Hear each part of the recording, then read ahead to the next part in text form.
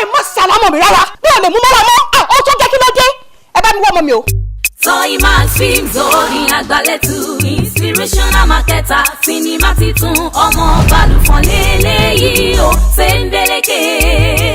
sembeleke ẹni sọmọ òbúrò ń ṣera rẹ̀ o sembeleke.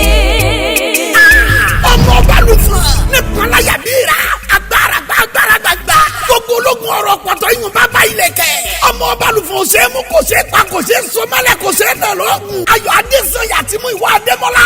ìyàwó tó lọ́kọ ò ní sùn. ọ̀nà ò ní fojú bá ọrùn. ọ̀pálábá ìgò ni wọ́n bẹ́ẹ̀ ti yanjú ẹ̀.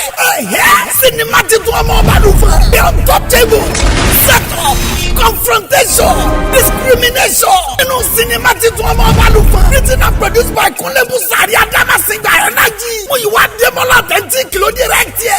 starring mú ìwà adémọ́lá. ayọ̀ adésanya. wálé akóredé òkúnnù. jọkẹ́ mú ìwà. máyọ̀wá kọ́bí. ojú pagogo. bọ́sì akínọ́lá. tóyọ̀sí àrígbàbùwọ̀. rúkàyà tìlọ̀wá.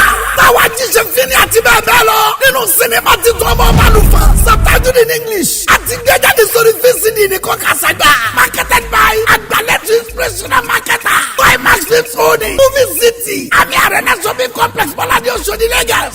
M-Post Standard Motion Pictures. àti Kẹ́ni Climax Limited arena Òṣòdì ló ń distribute ẹ̀. sinimá ti tún ọmọ balùfọ̀n lélẹ́yìí. ẹ̀rọ akẹ́wò kẹgbà ó kọjá bẹ́ẹ̀.